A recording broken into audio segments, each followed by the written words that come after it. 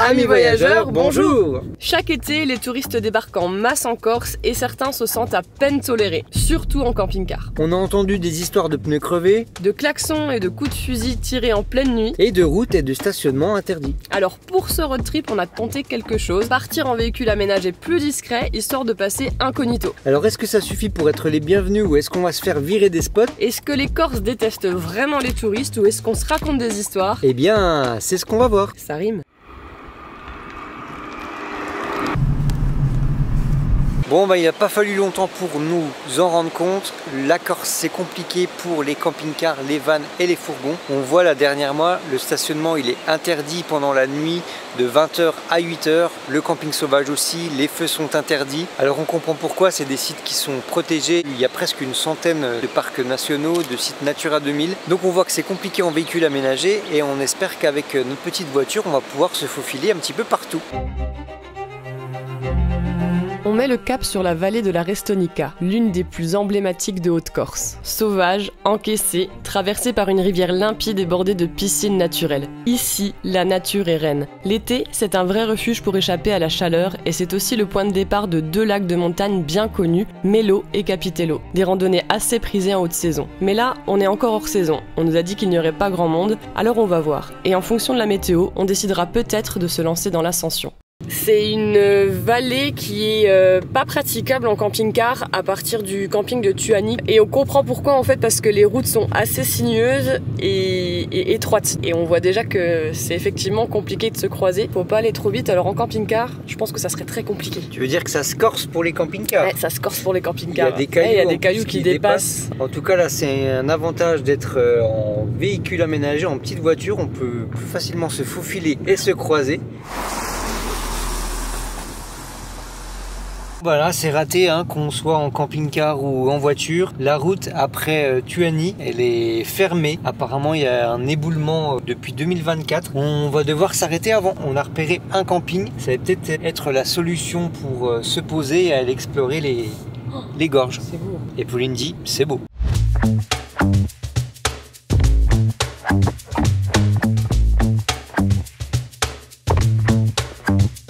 Et bien ça y est, on vient de trouver ce fameux camping et regardez-moi ce cadre, on est en pleine forêt, on est au bord de la rivière, c'est vert, c'est magnifique et la bonne nouvelle c'est qu'il y a une navette de bus qui permet d'avancer un petit peu sur la route qui est coupée. Donc l'objectif demain c'est de prendre cette navette de bus et ensuite de faire une grosse randonnée de 9 heures pour aller jusqu'au lac. Mais pour l'instant c'est l'heure de déplier la tente de toit.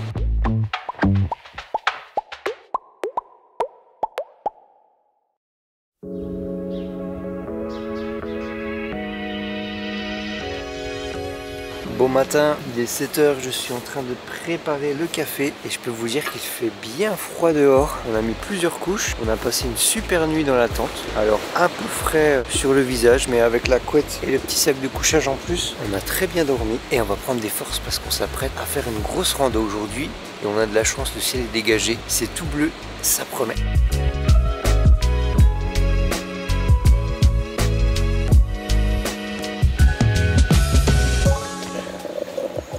The coffee's ready. Simon, t'es sérieux avec tes chaussures là? Tes claquettes chaussettes? Est-ce que vous validez le style confort?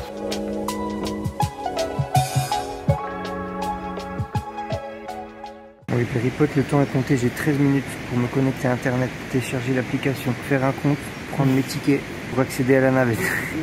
On m'a donné un QR code pour accéder au lien Wi-Fi, parce qu'ici il n'y a pas de réseau, donc je vous parle, mais je fais vite. Choisir c'est aller 8h30, c'est bon, et le retour 18h, on est ok?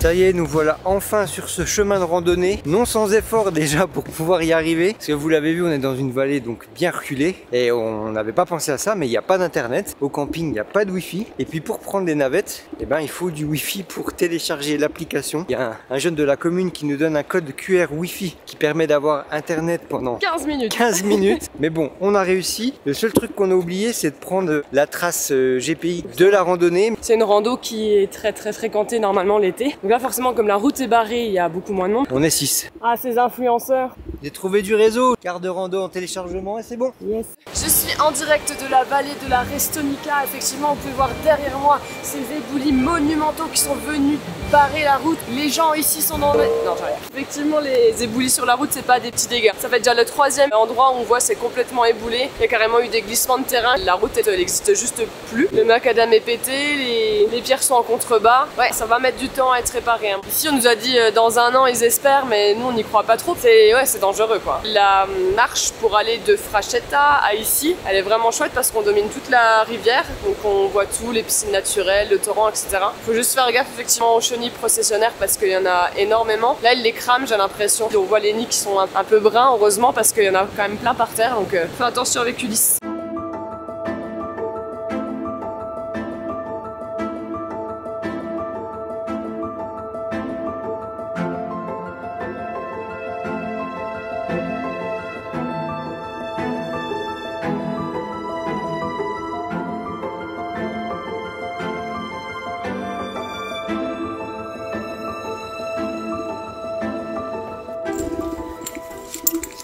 On était en train de se demander comment Ulysse allait monter, puisque là, faut monter avec une chaîne sur les rochers. Il est déjà là-haut.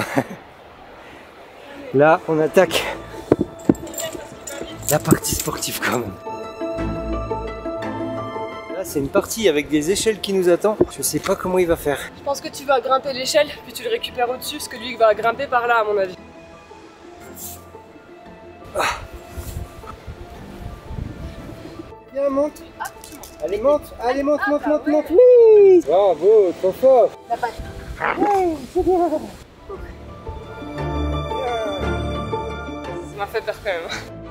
Le lac! On espère être quand même un petit peu sur le dernier mètre. Incroyable comme paysage. Le lac, la montagne, la neige est toute proche et les nuages arrivent vite aussi. En tout cas, on l'a fait!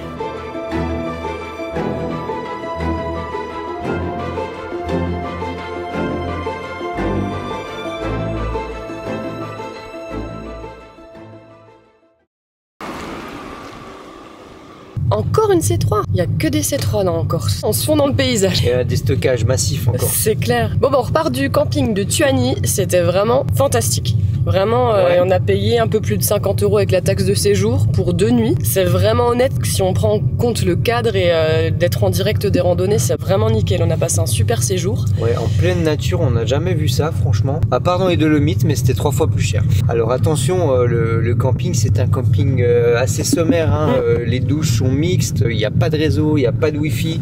Et il faut savoir, comme pas mal d'endroits en Corse, pas de carte bancaire, tout est en espèces. Et là, on va aller direction Corté.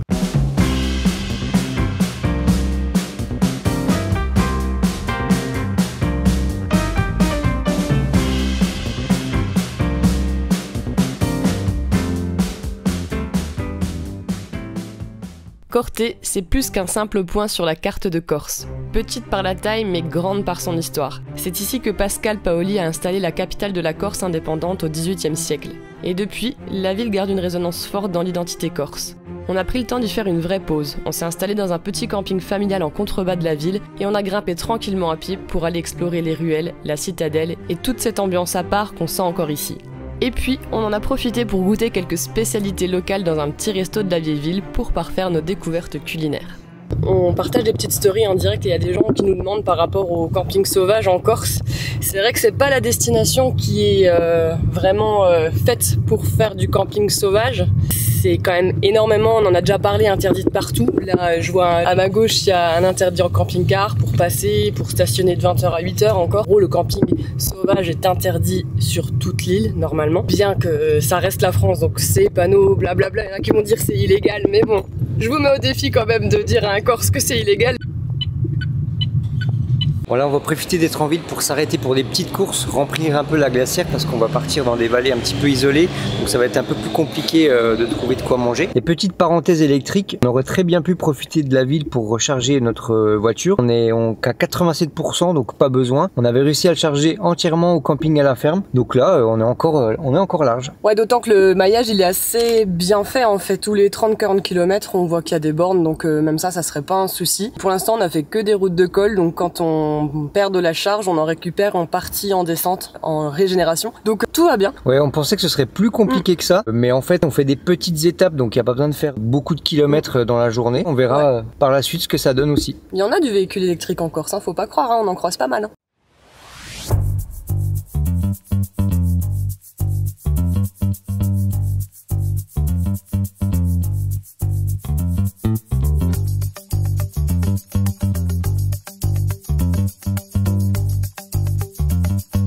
Là on se dirige vers une autre vallée, direction Losi. C'est la Scala di Regina, je sais pas si ça se prononce comme ça. Et c'est pareil, on n'emmène pas large, hein, même en voiture. Alors en camping-car, autant vous dire qu'on ferait pas les malins, il y a encore des cailloux qui débordent sur les côtés, ça peut être dangereux. Puis surtout on sent que les locaux ils connaissent bien la route et nous pressent bien, donc on essaie de les laisser passer dès que possible. Ils arrivent assez vite. Moi c'est vraiment les cailloux sur les côtés qui me font un peu peur. C'est sûr que derrière ça met un peu de pression quand même, on va pas se le cacher. Et il faut préciser qu'on est en basse saison, hein, on est au mois de mai, donc c'est vrai qu'en été, croisement, ça doit être compliqué.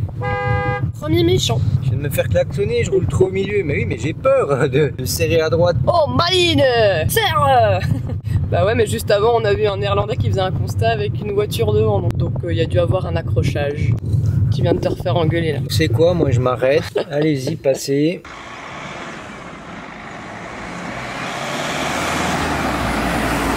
On est forcément influencé par les a priori, les clichés et quelques faits divers. Mais les Corses détestent-ils vraiment les touristes ? Il y a bien ces tags entre dénonciation frontale et critiques plus subtiles du tourisme de masse. Ça c'est certain. Des formes de contestation qu'on retrouve d'ailleurs dans pas mal de régions sous pression touristique. Mais en cette saison, on ne sent pas vraiment d'animosité. On constate plutôt les restes d'un été intense dans des vallées encaissées et souvent fragiles.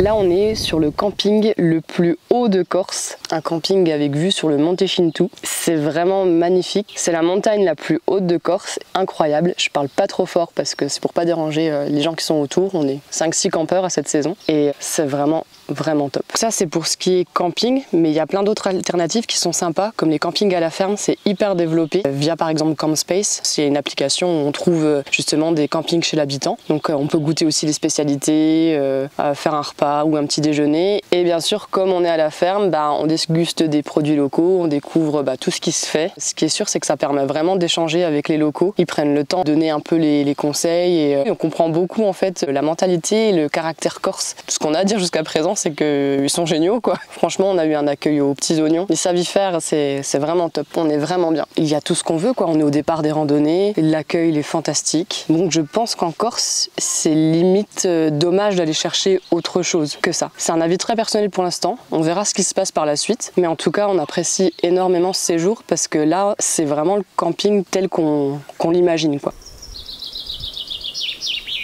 Et même à 1100 mètres d'altitude, on arrive à recharger notre véhicule électrique. Et donc on branche la voiture en charge lente, en chargeant directement sur le secteur en 220. Et donc ça fonctionne avec ce type de câble et boîtier comme ça. Donc il délivre une puissance de 6 à 12 ampères. Là moi je l'ai calibré sur 8 ampères pour pas que ça tire trop sur la prise secteur du camping. Parce que je sais pas quelle puissance ils ont souscrit. Ça dépanne vraiment quand vous rechargez dans les campings ou chez l'habitant. Donc la charge est assez longue puisque ça délivre 2 kWh. Donc il faut plus de 20 heures pour recharger notre batterie. Là on est déjà installé, on va repartir demain matin, donc on a le temps de la laisser charger toute la nuit et donc de récupérer notre plein. Niveau tarif, c'est imbattable parce que dans ce camping l'électricité elle est facturée 3 €. Donc pour 3 € on va faire notre plein d'une batterie de 44 kWh qui permet de faire environ 250 km, alors qu'avec le camping-car ça nous aurait coûté en carburant 45 €. Donc on fait une économie de plus de 40 €. Donc c'est comme si on avait gagné 2 nuits de camping. Et pendant ce temps on profite aussi du solaire pour recharger cette batterie EcoFlow. On a le modèle River 3 Max et on s'est équipé d'un petit panneau solaire 110 watts qu'on range dans le coffre. Ça prend pas beaucoup de place, ça permet de redonner un petit peu de charge à la batterie. Là par exemple on est en après-midi, ça donne 63 watts, donc c'est toujours ça de prix. Alors nous on a choisi ce modèle parce qu'il se range facilement dans la voiture et en plus on peut détacher la batterie en 2 morceaux, donc ça permet encore de la porter plus facilement. Et au niveau de sa capacité, elle fait 572 Wh, mais c'est tout à fait suffisant puisqu'on la recharge donc avec le panneau solaire solaire, mais aussi avec l'allume-cigare quand on roule. Et elle nous permet de faire fonctionner la glacière, de recharger tous nos appareils photo, vidéo, ordinateur. Et j'ai encore jamais essayé, mais je voudrais voir si on peut recharger la voiture électrique avec ce câble directement sur la batterie EcoFlow. On va faire le test ensemble. J'ai calibré le câble qu'à 6 ampères, le seuil le plus bas. J'ai activé le mode X-Boost sur la batterie. Alors ça aussi entre 400 watts et 700 watts, ça fonctionne. Oui, mais je suis pas rechargé du tout. Donc là par exemple il me reste 40% de batterie, je peux charger que 25 minutes. Mais on peut imaginer qu'avec une plus grosse batterie, ça peut donner quand même un petit peu d'énergie, surtout si on a pas mal de panneaux solaires. Là on en a qu'un, donc forcément ça va pas recharger beaucoup, mais en tout cas c'est possible. On le voit ici, la voiture en train de charger. Bon, encore une fois, notre batterie elle est toute petite, c'est une batterie d'appoint. Pour vous donner une idée, il faudrait 77 fois sa capacité pour recharger la totalité de notre batterie de voiture électrique qui fait 44,4 kWh. Avec le plus gros modèle de batterie nomade d'EcoFlow, la Delta Pro 3, qui fait elle 4 kWh de capacité, il faudrait 10 fois cette charge là pour recharger la batterie du véhicule. Donc si on utilisait cette batterie là, qui est quand même beaucoup plus grosse, lourde et qui prend beaucoup de place, on pourrait pas la mettre dans la voiture électrique, mais ça pourrait quand même dépanner et recharger 10% de batterie de la voiture. Donc si jamais on tombe en panne de batterie, il faudrait se faire dépanner avec une Delta Pro 3. Peut-être qu'à l'avenir les garagistes vont s'équiper de ce type de batterie là pour dépanner les voitures électriques. Ça permet de faire quelques kilomètres supplémentaires et de rejoindre une borne de recharge électrique. Si ça vous intéresse, ce modèle, et il y en a d'autres, on a un code réduction valable sur toute la boutique EcoFlow, c'est le code Périplessis. Et en l'utilisant, vous bénéficiez de 8% de réduction supplémentaire en plus des soldes d'été qui ont lieu en ce moment. Retrouvez toutes les infos dans la description de la vidéo ou en scannant le QR code qui s'affiche juste ici. Truite fumée, bâtonnet de tzatziki, petite salade concombre tomate pour une mise en bouche. Trop bien, merci. Bonne dégustation. Eh ben merci. Trop cool.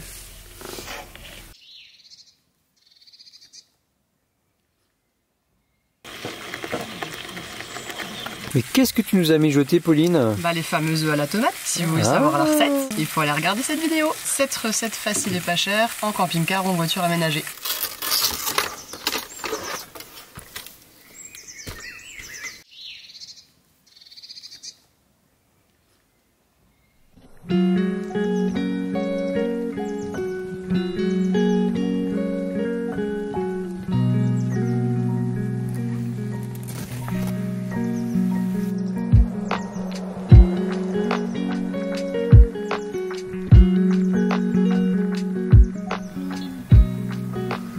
Est-ce que je vais aller me faire une douche glacée à 8 h du matin?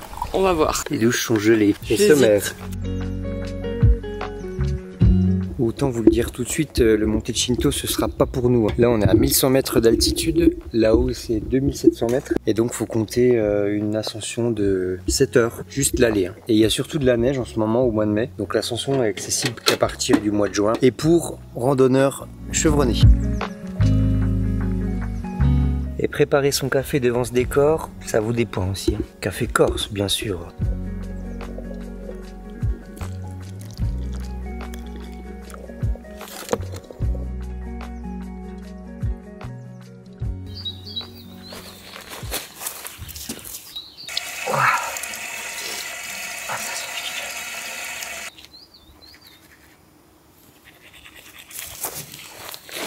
Pour nous, ce sera la randonnée vers le lac de Nino. Un itinéraire assez court sur le papier, 4,5 km, mais qui ne fait encore une fois pas de cadeau. La Haute-Corse se porte bien son nom. Ça grimpe raide, parfois à 4 pattes entre les rochers, avec quelques passages bien techniques. Pas étonnant que pas mal de randonneurs un peu trop optimistes s'y cassent le nez. Mais une fois là-haut, quelle claque! Un paysage presque irréel qu'on pourrait imaginer en Amérique du Sud. Des pausines verdoyantes, les vaches qui paissent, et parfois, nous a-t-on dit, des chevaux sauvages. Que feriez-vous dans ce décor? Nous, on s'est posé là, longuement, juste à contempler, heureux de l'effort accompli et de vivre un moment comme suspendu.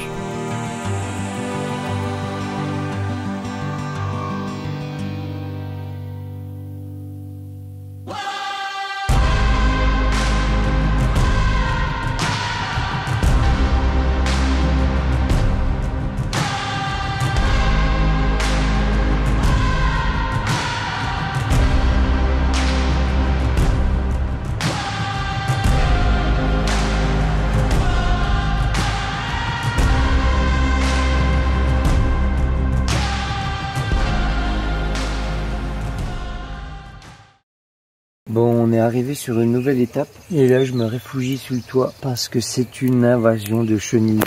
J'ai jamais vu ça. Il y en a partout, il y en a des milliers. En fait on se dit ah c'est sympa, ça fait un petit bruit. Bah c'est qu'en fait les chenilles elles sont là-haut, elles sont en train de nous chier dessus. Ça fait tellement de bruit, elles chient tellement que ça fait du bruit sur les feuilles. Elles nous montent dessus. Du coup on est allé prendre notre douche, on va aux toilettes, il y a des chenilles partout.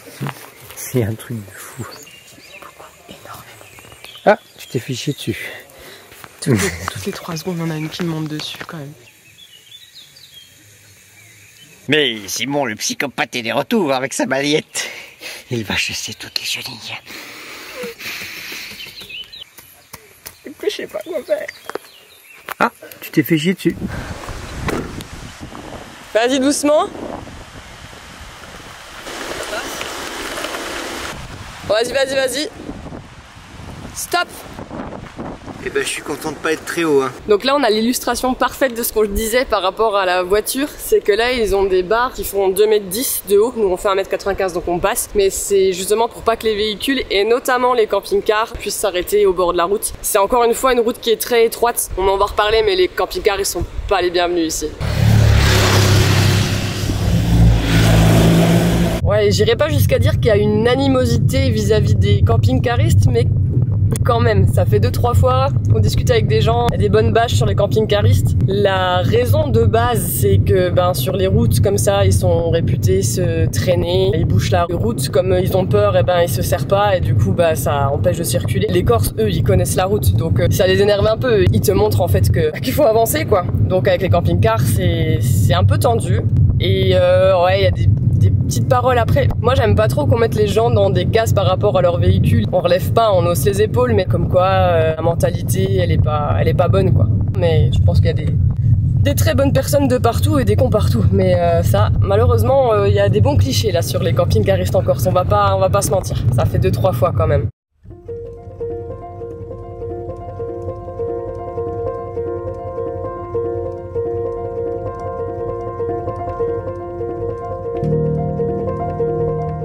On vient d'arriver au cœur d'une nouvelle vallée, cette fois la vallée d'Ascot, et on est ici devant un pont génois absolument magnifique.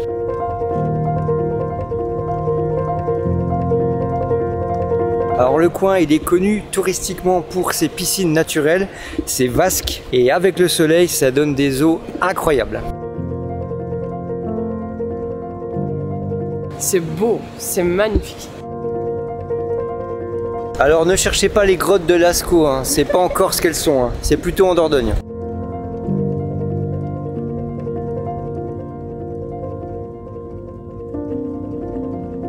On quitte la Haute-Corse pour s'aventurer vers le désert des Agriates.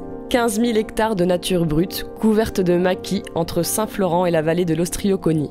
Pas de village, pas de route gaudronnée, juste quelques pistes chaotiques et, paraît-il, les plus belles plages de Corse. Problème, on ne sait pas si notre voiture tiendra la route et on n'a même pas encore de plan pour dormir. La bonne nouvelle, c'est qu'on a fini par dénicher un camping idéalement placé et qu'il reste de la place. La mauvaise, c'est qu'il faut emprunter pour cela l'une de ces pistes et que d'après le gérant, il faut 17 cm de garde au sol minimum.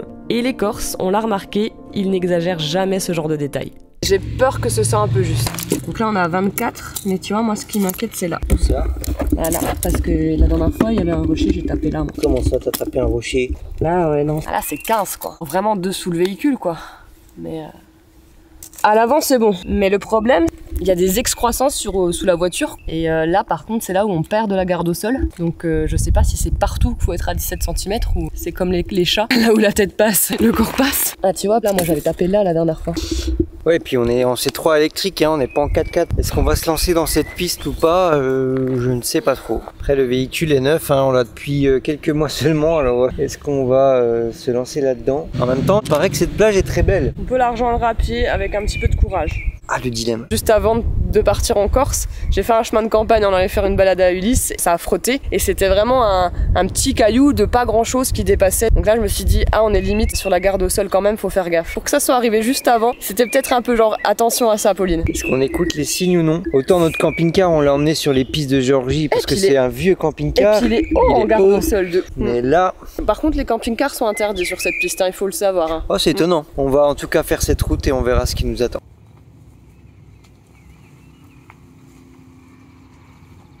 On s'est posé dans un endroit génial là, aux alentours de Saint-Florent. C'est encore un peu dans les montagnes, mais on est à 5 minutes de la baie. Et c'est un endroit exceptionnel, un champ. Le propriétaire laisse en fait le véhicule s'installer là. Donc on paye 20 € pareil, mais c'est vraiment un endroit d'exception. Parce qu'après c'est la côte, les campings un peu insipides. Enfin moi j'aime pas trop ce genre de camping. On a discuté là, on a sympathisé avec pas mal d'entre eux. Et on a tous un petit peu le même constat par rapport à l'animosité qu'il y a vis-à-vis des gens en véhicule itinérant. Enfin, ça passe par plusieurs choses, le fait de mettre un peu la pression sur la route, se faire un peu jarter la nuit, il y en a qui ont vécu ça. Les coups de fusil tirés en l'air même quand c'est des endroits qui sont tolérés, c'est un petit peu spécial, mais en fait ça arrive pas tout le temps, il y a des gens qui ont fait du camping libre, et comme disait une fille avec qui on a discuté, on a plus l'impression dans ces cas-là de passer un peu entre les mailles du filet qu'autre chose. Nous on pense qu'il y a vraiment 2 grandes raisons à ça, c'est que de 1, la Corse elle vit du tourisme, donc pour eux, les véhicules itinérants, c'est pas intéressant parce que ça dépense pas assez en gros. Et la deuxième chose, malheureusement, avec le nombre, il y a quand même beaucoup de dérives et ça on le note un petit peu partout, mais sur une île comme ça qui est dans la plupart des endroits protégés en plus, le fait que certains laissent leurs poubelles ou leurs déchets ou pire sur des endroits qui sont souvent privés, forcément ça crispe. Et donc la tolérance, elle est de moins en moins là, même si on la trouve à certains endroits quand même. La jeune aussi, elle me disait qu'elle avait croisé des tags qui mettaient français, dehors, dégagé, rentrez chez vous, enfin des trucs comme ça. C'est pas classe, mais je pense que c'est pas la grande majorité des Corses, vraiment. En tout cas, il y a encore des endroits comme ça, on est super accueillis. C'est trop top, on a chacun notre espace. Et demain, on ira direction la baie de Saint-Florent, probablement aller chercher des plages paradisiaques, mais à pied. Tu prends bien là? Tu peux te serrer encore, hein, ouais. On était parti pour faire le sentier du littoral, mais le problème c'est que pour y aller, en fait, il y a plusieurs solutions. Soit on part de Saint-Florent, on prend les bateaux qui amènent directement sur les plages. Nous, on veut marcher. On a renoncé à la place de Saleccia parce que elle est trop loin, c'est quand même 13 km. Si on l'atteint, tant mieux. Sinon, il y a plein d'autres criques et de plages sympathiques à faire. Pour faire ça, il faut se garer sur un premier parking qui n'est pas accessible pour tout le monde, vu qu'on passe une barre de hauteur. Donc, fourgon, camping-car, c'est mort. Ça passe pas. C'est le dernier parking vraiment accessible sans que ce soit une piste. Et du coup, nous, on a voulu voir si c'était possible d'aller jusqu'au parking de Fornali qui est un petit peu plus loin. Ça enlève quand même 2 km de marche. Le souci, c'est que là, c'est une piste. On a regardé, on s'est engagé. On a fait un bon kilomètre, ça allait. Mais après, encore une fois, notre garde au sol, elle est vraiment trop faible.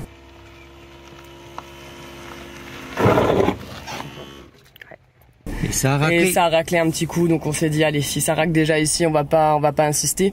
Faut pas exagérer quand même. Hein. On a bien fait de pas continuer. Si même les Corses se garent et s'arrêtent.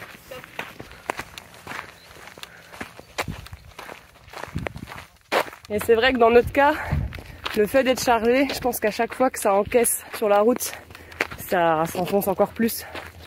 Donc ça n'aide pas. Mais là, vu le dénivelé, encore une fois, je suis contente qu'on n'ait pas tenté le diable quand même. Hein.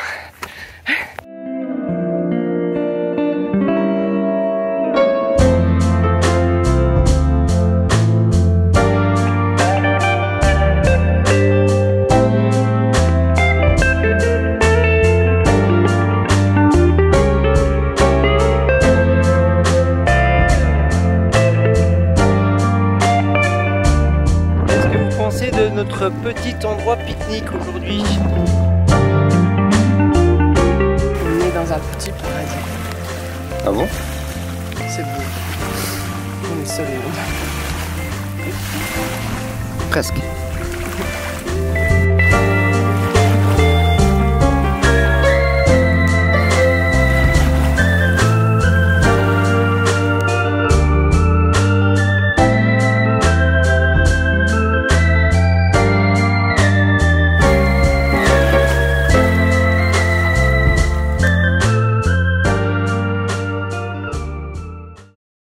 Il est 7h30, on est en train de prendre le petit déj et il y a un camping-car qui est garé au-dessus là, à peu près dans la montagne, on le voit bien d'ici. Et comme hier à 7h30, il a été réveillé par des klaxons, il y a une voiture qui est arrivée, qui a donné des klaxons à fond de blinde. Donc on confirme, c'est le bienvenu Corse. Bon là on en est à 1 semaine de voyage, on est sur un emplacement où il n'y a personne autour de nous, on a un peu de temps et il fait beau, donc on va en profiter pour sortir toutes les affaires, remettre tout bien en place. Parce qu'à force de voyager, des fois il y a des affaires qui sortent de l'emplacement. Et puis surtout on a profité pour aérer un petit peu les couettes, les oreillers, les surmatelas pour repartir tout propre.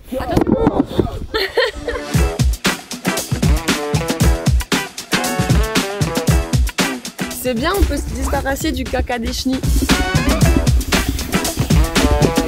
Elle est en blanc ou pas? Eh oh, c'est pas l'heure de dormir.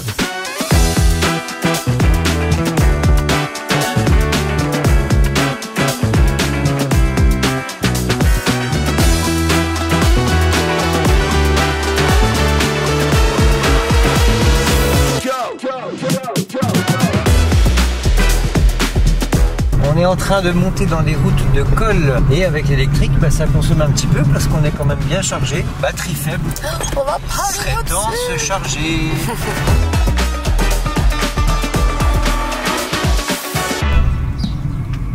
Ah oui.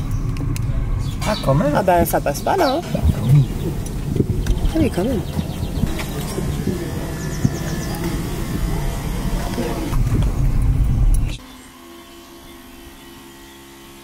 Est-ce qu'il va tomber en panne avec sa pile? Nous sommes dans une nouvelle région, le pays de Balagne. La Balagne, c'est plein de villages. Des gens heureux. C'est plein de villages perchés. Ce qu'ils ont fait de cool, c'est qu'il y a plein de bornes de recharge électrique dans les petits villages. Donc ça, c'est chouette. Là, c'est la première fois qu'on va se charger sur une borne de recharge publique. La première, c'était au Leclerc. On a juste fait les courses, on s'est rechargé 1 heure. Et le reste, on a tout fait en camping, en charge lente. Et pendant ce temps-là, eh ben, on va aller manger parce qu'on a faim. On fera aussi une petite balade dans le village. Donc ça, c'est l'avantage avec l'électrique. C'est ce qu'on appelle la recharge en temps masqué. La voiture est stationnée et en plus, on ne paye pas le parking et on a toujours une place de disponible. Là, il y en avait 4. Et je voulais vous donner un petit peu l'idée des tarifs en Corse. Si les bornes de recharge publique sont assez chères, des fois, ça peut aller en charge rapide jusqu'à 80 centimes. Ici, c'est une charge lente. Elle est à 40 centimes. Donc, c'est un tarif correct comme on peut trouver sur le continent. Alors, le linge sale, c'est pas vraiment la place où le mettre parce que c'est tombé sur Ulysse. Pauvre petit chien.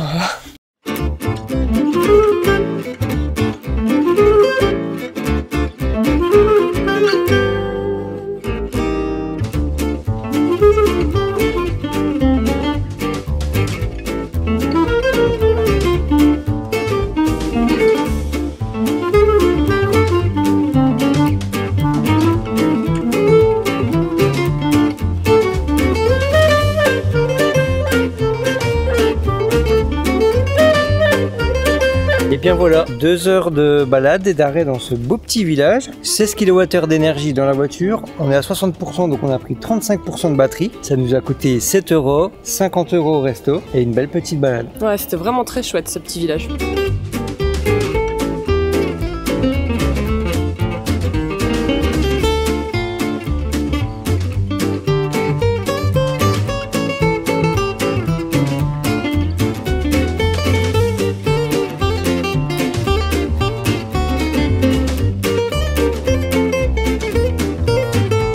Bon bah là, encore mieux, on vient de s'installer dans un camping. Bienvenue à la ferme, petit camping familial. Et à l'entrée, en fait, il y a une borne électrique. Alors c'est une 22 kWh et surtout elle est gratuite. Alors franchement, on n'a jamais vu ça jusqu'ici. Donc on va passer une nuit au camping. La voiture est en train de recharger pour l'instant. Et on ira visiter les villages aux alentours. Franchement, c'est top. Trop bien la Balagne. Oui, bravo la Balagne. La Balagne des gens heureux, on l'avait dit. Alors on est dans un autre village de Balagne. Celui-ci est classé parmi les plus beaux villages de France. Donc il y a beaucoup plus de monde. On tourne cette vidéo le week-end de l'Ascension. Donc ça donne un petit aperçu de ce que ça peut être en été. C'est pas la même chose. Le parking est bien bondé. Mais ça va, on arrive à trouver du calme dans les petites ruelles. Alors il y a tellement de petites ruelles qu'à chaque fois on ne sait pas si on va tomber sur un chemin privé, sur une maison ou si on peut passer. Mais c'est vraiment un labyrinthe, hein, tous ces petits villages.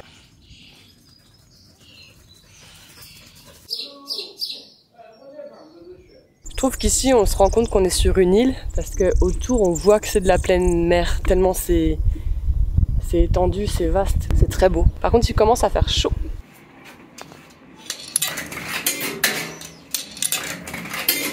Merci et au revoir. 3 € pour la petite Balagne. Et paiement en espèces, pas en carte. Pour 1 euro d'acteur, j'ai jamais vu ça. Je vous prépare des sandwichs à la va-vite. À la va-vite n'étant pas un ingrédient, mais bien une façon de faire pour après enchaîner un peu parce qu'on a traîné ce matin et qu'on veut profiter quand même de faire un petit peu long de la côte. Donc pour ça, on recharge, on optimise le temps en mangeant. Je vais faire des petits sandwichs, du jambon gentil, vous foutez pas de nous, et puis des tomates, enfin bref, tout ce qui nous tombe sous la main. Et pendant ce temps-là, Ulysse regarde les voitures. Bon, là vient d'arriver dans un nouveau village au bord de mer, le village de Galeria, et les panneaux d'interdiction pour camping-car et autres fleurissent. Et franchement, ça manque pas d'originalité. On en a vu un nouveau qu'on n'avait jamais vu, interdit aux véhicules à usage d'habitation. Je sais pas si vous l'avez déjà vu, mais c'est la première fois qu'on voit autant d'endroits, de places qui sont vraiment interdits, c'est bien noté. Donc allez, à la limite en van et en fourgon, ça fonctionne, mais les camping-cars, désolé, ça va être compliqué pour vous. Ou alors, ça va être venir en Corse et faire de camping en camping, ça dépend de son mode de voyage, mais de notre avis, bah, c'est dommage parce que de cette manière, on se coupe vraiment de toute l'identité et la beauté de la Corse. On allait se renseigner du côté du port, on était intéressés pour faire la réserve de Scandola avec un bateau sans permis. Donc on peut partir demain. À la base on s'était dit demi-journée, mais en fait je pense qu'on va opter pour la journée parce que c'est très très beau. Il y a plein de choses à voir en chemin, on peut s'arrêter sur des plages, jeter l'ancre, s'arrêter, se baigner sur les plages. On a hâte en fait.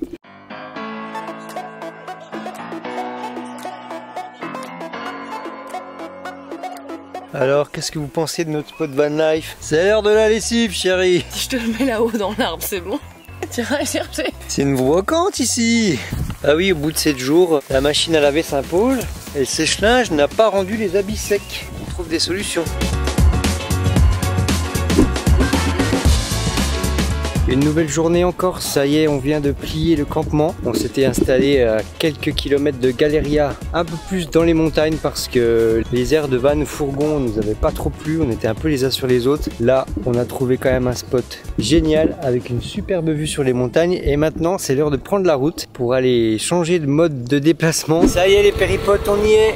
On a arrêté la voiture, on est passé au bateau. Direction la réserve naturelle de Scandola. Après les consignes de sécurité et puis le plan d'intervention, on va pouvoir nager, peut-être voir des dauphins, c'est ce qu'on nous a dit, mais on ne sait pas si on aura cette chance-là. En tout cas, c'est magnifique. Il a pas mal hésité, Ulysse, à monter à bord. Voilà, ça va. Il est un peu impressionné pour l'instant, mais ça va aller. La réserve de Scandola, en fait, elle est juste vers Galeria. C'est un endroit qui est totalement protégé. On peut pas y aller depuis la terre, c'est uniquement par mer. Et il y a des endroits où on peut accoster, d'autres où on ne peut pas parce que c'est strictement protégé, parce qu'il y a des nidifications d'aigles, etc.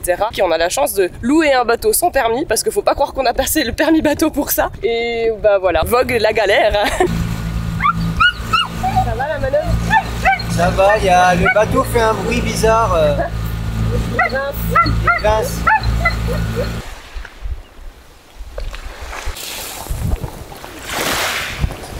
Ça y est, on vient d'accoster. Pour l'instant, le bateau est encore là. Je jette un œil quand même. On en profite pour faire un pique-nique ici. C'est une des seules plages où on peut accoster puisque comme vous l'avez compris, on est dans une réserve naturelle. On est au tout début là.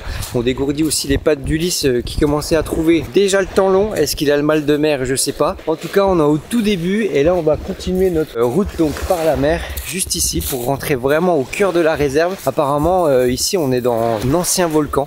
Donc ça promet des paysages incroyables, on a hâte. En tout cas c'est génial de pouvoir découvrir cette réserve et ces plages par bateau, puisque ici en fait on peut seulement le faire que par bateau. Il n'y a pas de chemin de sentier qui permettent d'y arriver, donc on est un petit peu seul au monde. Vous voyez, il y a juste un autre bateau qui est là, mais sinon on est tranquille, c'est franchement assez incroyable. D'ailleurs le bateau, le pauvre, il est en panne, il n'arrive pas à ressortir de la plage. On espère que ça va pas nous arriver.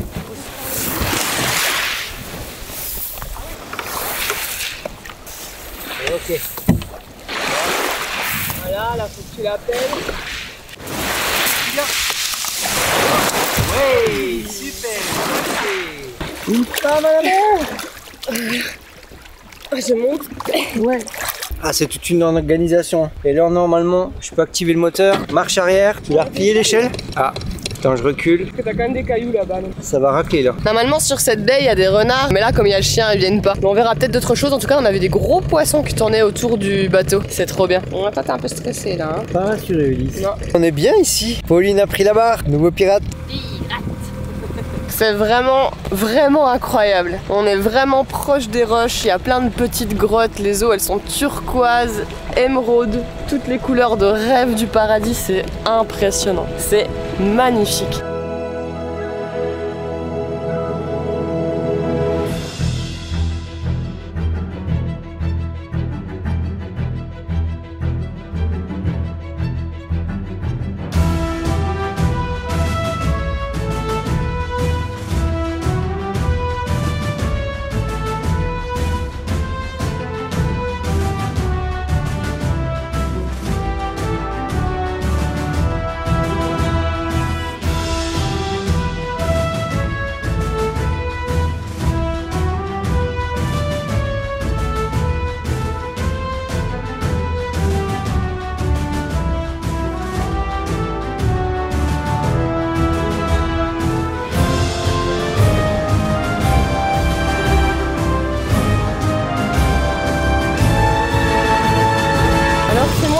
Bah c'est bon, je peux passer mon permis bateau hein.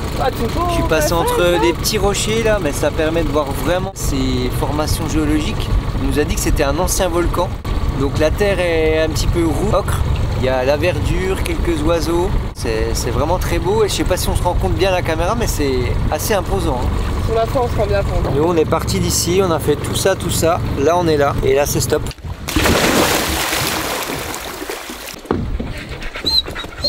T'as vu Ulysse où elle est, Pauline? Abonnez-vous les 5 votes. Pauline voulait dire abonnez-vous hein.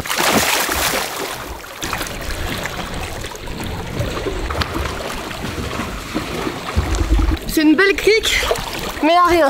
C'est nul, remboursé.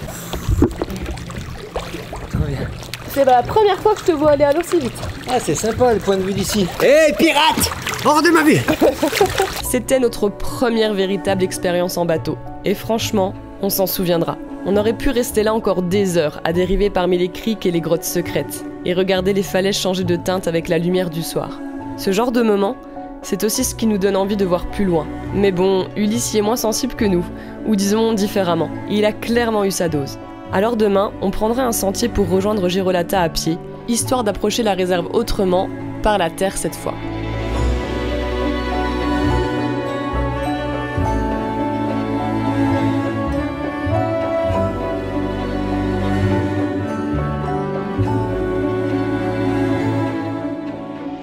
Nous sommes sur le sentier du facteur Guy. On va rejoindre le village en contrebas de Girolata. C'est un village qui est accessible uniquement par mer et par sentier.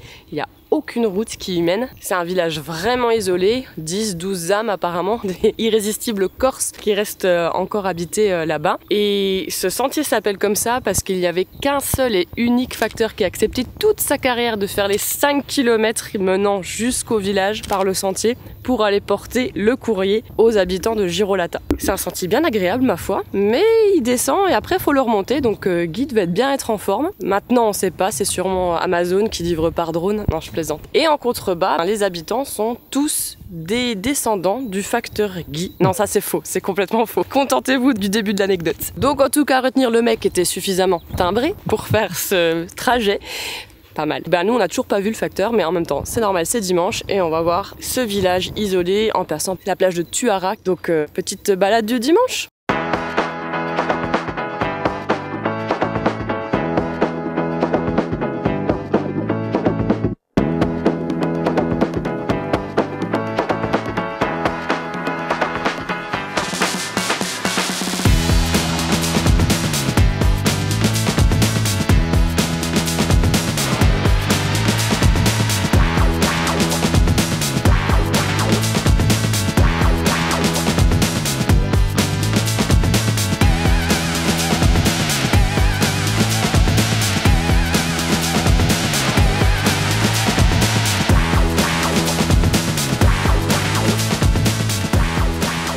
On a trouvé le facteur.